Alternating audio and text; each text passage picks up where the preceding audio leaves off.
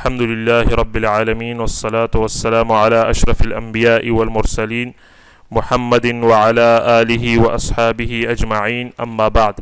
بھائی صاحب نے سوال پوچھا ہے کہ وہ چیزیں بتائیں جن سے روزہ ٹوٹ جاتا ہے۔ تو کئی ایسی چیزیں ہیں جن سے روزہ ٹوٹ جاتا ہے اور ان کا جاننا ہر مسلمان شخص پر ضروری ہے تاکہ وہ ان سے اجتناب کرے۔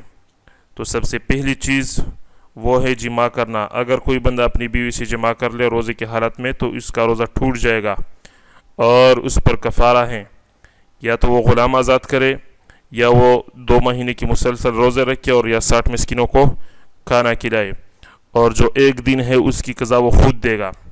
مطلب یہ 2 مہینے کے اگر وہ روزے رکھ لیتا ہے تو 1 دن کا وہ روزہ بھی رکھے گا، کیونکہ یہ 2 مہینے کی روزے یہ تو کفارہ ہے، لیکن وہ 1 دن کی جو ہے وہ قضا بھی دے گا۔ اس طرح اگر 60 مسکینوں کو کھانا کھلاتا ہے تو 1 دن کا یہ روزہ خود بھی رکھے گا۔ دوسری جو چیز ہیں وہ منی کا اخراج ہے۔ اگر کسی مسلمان سے وہ منی نکل جاتا ہے کس حالت میں، یا تو وہ سو گیا ہو تو اس پر تو روزہ نہیں ہے، لیکن جا کر اگر کسی مسلمان سے منی نکل جاتا ہے اپنی بیوی سے پیار کرتے ہوئے تو اس پر بھی 1 دن کا روزہ ہے، اس کا روزہ ٹوٹ جائے گا۔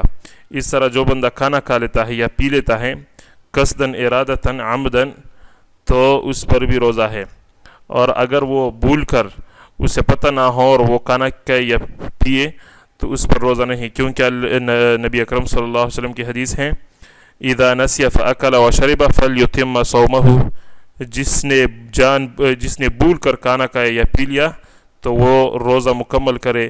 فإنما أطعمه الله وسقاه، کیونکہ اللہ نے اسے کھلایا ہے اور اسے پلایا ہے۔ تو یہ چیزیں واضح ہو گئیں۔ اس کے بعد ناک کے ذریعے اگر کوئی چیز یا پانی آپ ڈالتے ہیں تو اس سے بھی روزہ ٹوٹ جاتا ہے۔ تو چاہیے کہ اگر جو بندہ ناک کے ذریعے دوائی ڈال لیتا اور اس کے حلق میں پہنچ جاتا ہے تو اس پر واجب ہے اس کی قضا اس 1 دن کی۔